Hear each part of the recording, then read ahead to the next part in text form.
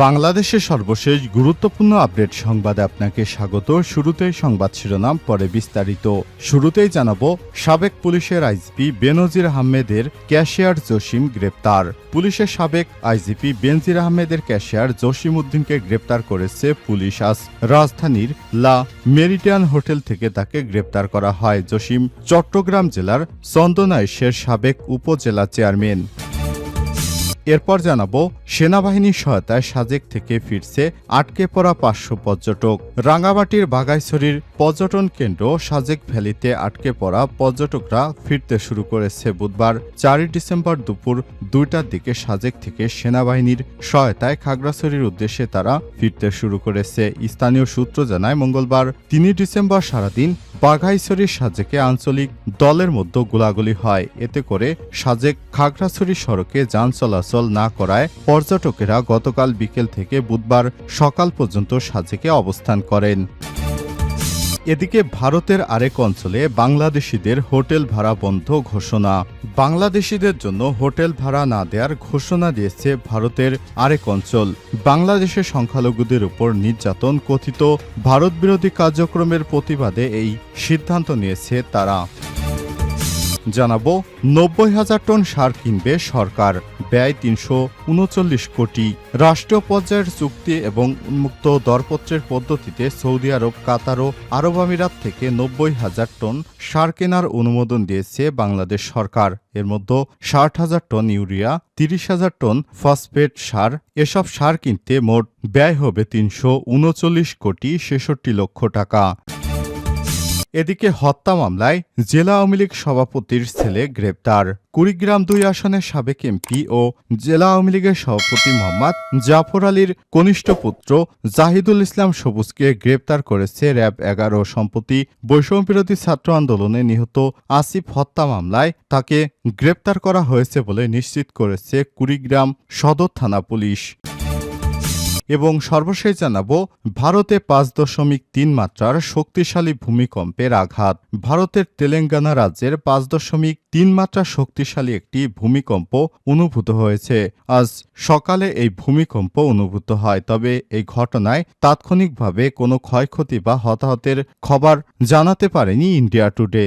ভারতীয় national centre for seismology জানিয়েছে, স্থানীয় সময় সকাল 7টা 27 তেলেঙ্গানার মুলুন্ডু জেলায় 5.3 মাত্রার এই ভূমিকম্প হয়। এর কেন্দ্রস্থল ছিল মাটি থেকে 400 কিলোমিটার গভীরে। প্রিয় দর্শক, এতক্ষণ শুনছিলেন সংবাদ শিরোনাম, এবারে বিস্তারিত। তবে তার আগে বন্ধুরা, অনুরোধ থাকবে এই সংবাদটিতে একটি লাইক দিন।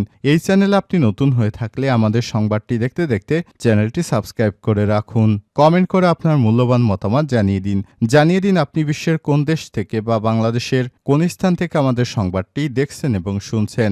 এবারে বিস্তারিত। বেনজিরের ক্যাশিয়ার জসিম গ্রেপ্তার। পুলিশের সাবেক আইজিপি বেনজির আহমেদের ক্যাশিয়ার জসিম উদ্দিনকে গ্রেপ্তার করেছে পুলিশ। বুধবার 4 ডিসেম্বর দুপুরে রাজধানীর লা মেরিডিয়ান হোটেল থেকে তাকে গ্রেপ্তার করা হয়। জসিম চট্টগ্রাম জেলার চন্দনাইশের সাবেক উপজেলা চেয়ারম্যান। খিলক্ষেত থানার ভারপ্রাপ্ত কর্মকর্তা ওসি মোহাম্মদ আজহারুল ইসলাম গণমাধ্যমকে এসব তথ্য নিশ্চিত করেছে। তিনি বলেন, বাড্ডা থানায় একটি মারামারির ঘটনায় জসিম উদ্দিন নামের একজনকে গ্রেপ্তার করা হয়েছে। এ বিষয়ে পরবর্তী আইনগত ব্যবস্থা প্রক্রিয়াধীন। সেনাবাহিনীর সহায়তায় সাজেক থেকে ফিরছে আটকে পড়া পর্যটকেরা। রাঙ্গামাটির বাঘাইছড়ি পর্যটন কেন্দ্র সাজেক ভ্যালিতে আটকে পড়া পর্যটকেরা ফিরতে শুরু করেছে। বুধবার 4 ডিসেম্বর দুপুর 2টার দিকে সাজেক থেকে সেনাবাহিনীর সহায়তায় খাগড়াছড়ির উদ্দেশ্যে তারা ফিরতে শুরু করেন। স্থানীয় সূত্র থেকে জানা যায়, মঙ্গলবার 3 ডিসেম্বর সারাদিন বাঘাইছড়ির সাজেকে আঞ্চলিক দলের মধ্যে গোলাগুলি হয়। এতে করে সাজেক খাগড়াছড়ি সড়কে যান চলাচল না করায় পর্যটকেরা গতকাল বিকেল থেকে বুধবার সকাল পর্যন্ত সাজেকে অবস্থান করেন। সাজেকের কটেজ মালিক সমিতির যুগ্ম সাধারণ সম্পাদক মতিজয় ত্রিপুরা জানায়, তারা গতকাল বিকেলে আটকা পড়েছিল এবং আজ সকালে তাদের চলে যাওয়ার কথা ছিল। তারা দুপুর 2টার পর সেনাবাহিনীর সহায়তায় সাজেক ছেড়ে চলে গেছে। তিনি আরো জানান, 2 দিনের জন্য যারা এসেছে তাদের মধ্যে কিছু পর্যটক এখনও সাজেকেই রয়ে গেছে। বাঘাইছড়ি উপজেলা নির্বাহী কর্মকর্তা শিরিন আক্তার জানান, আইনশৃঙ্খলা পরিস্থিতি স্বাভাবিক থাকায় দুপুর 2টার দিকে 40 জন পর্যটক সাজেক থেকে খাগড়াছড়ির দিকে রওনা দিয়েছে। প্রসঙ্গত, এলাকা নিয়ন্ত্রণে গত কয়েকদিন ধরে সাজেক ও মাচালং এলাকায় সন্তু লারমা জেএসএস ও পশিদ গ্রুপ ইপিডিএফের 2 আঞ্চলিক দল দফায় দফায় গোলাগুলির ঘটনা ঘটে, তবে এখনও হতাহতের কোনো খবর পাওয়া যায়নি। ভারতের আরেক অঞ্চলে বাংলাদেশিদের হোটেল ভাড়া বন্ধ ঘোষণা। বাংলাদেশিদের জন্য হোটেল ভাড়া না দেওয়ার ঘোষণা দিয়েছে ভারতের আরেক অঞ্চল। বাংলাদেশের সংখ্যালঘুদের উপর নির্যাতন কথিত ভারত বিরোধী কার্যক্রমের প্রতিবাদে এই সিদ্ধান্ত নিয়েছে তারা। মঙ্গলবার 3 ডিসেম্বর ভারতের সংবাদ মাধ্যম টেলিগ্রাফ ইন্ডিয়ার এক প্রতিবেদনে সব তথ্য জানানো হয়েছে। ভারতীয় সংবাদ মাধ্যম বার্তা সংস্থা প্রতিদিন জানিয়েছে, মালদার ইংলিশ বাজারে সব হোটেল মালিকদের সংগঠনের পক্ষ থেকে সিদ্ধান্ত নেওয়া হয়েছে। আজ থেকে এই সিদ্ধান্ত কার্যকর করা হবে। মালদা জেলা হোটেলের অনার্স অ্যাসোসিয়েশনের পক্ষ থেকে এ বিষয়ে কোনো লিখিত নির্দেশনা দেওয়া হয়নি। সংগঠনের সাধারণ সম্পাদক জেলা বণিক সমিতির সদস্য কৃষ্ণেন্দু চৌধুরী বলেন, সরকারি বা বেসরকারিভাবে কিছু জানানো হয়নি, তবে পরিস্থিতির আলোকে নিজেদের নিরাপত্তার স্বার্থে সংগঠনের সদস্যদের এমন সিদ্ধান্তের কথা জানানো হয়েছে, যদিও এ নিয়ে কোনো নির্দেশনা প্রকাশ করা হয়নি। মালদার হোটেল মালিক সৌরভ ভদ্র রায় বলেন, বাংলাদেশে অস্থিরতা চলছে, সীমান্তে অনুপ্রবেশের ঘটনা ঘটেছে, এতে হোটেল মালিকেরা উদ্বিগ্ন, ফলে নিজেদের নিরাপত্তা নিয়ে ভাবতে হচ্ছে। সংবাদ প্রতিদিন জানিয়েছে, মালদার ইংলিশ বাজার থানার বহদীপুর স্থলবন্দর দিয়ে প্রতিদিন 250 থেকে 300 জন বাংলাদেশি প্রবেশ করেন। তাদের অনেকেই মালদার বিভিন্ন হোটেলে অবস্থান করেন, এরপর সড়কপথে ভারতের বিভিন্ন গন্তব্যে যান তারা। তবে বর্তমান পরিস্থিতির কারণে এ সংখ্যা অনেক কমে গেছে। এর আগে বাংলাদেশিদের জন্য ত্রিপুরায় হোটেল পরিষেবা বন্ধ করে দেওয়া হয়েছে। সোমবার 2 ডিসেম্বর রাতে ত্রিপুরার হোটেল মালিকদের এক সভা থেকে এই সিদ্ধান্ত জানিয়ে বিজ্ঞপ্তি দেওয়া হয়েছে। 90,000 টন সার কিনবে সরকার, ব্যয় 339 কোটি টাকা।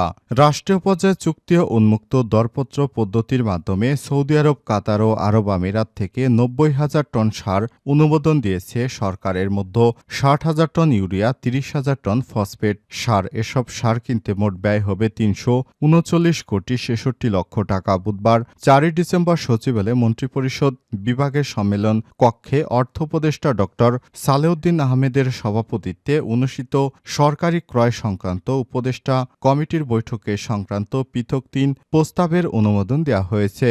জানা গেছে, শিল্প মন্ত্রণালয়ের আওতায় চলতি 2024-25 অর্থবছরের জন্য সৌদি আরবের কৃষি পুষ্টি কোম্পানির সার্বিক থেকে 11তম লটে 30,000 টন বাল্কো গ্রানুলার ইউরিয়া সার আমদানির প্রস্তাব অনুমোদন করা হয়েছে।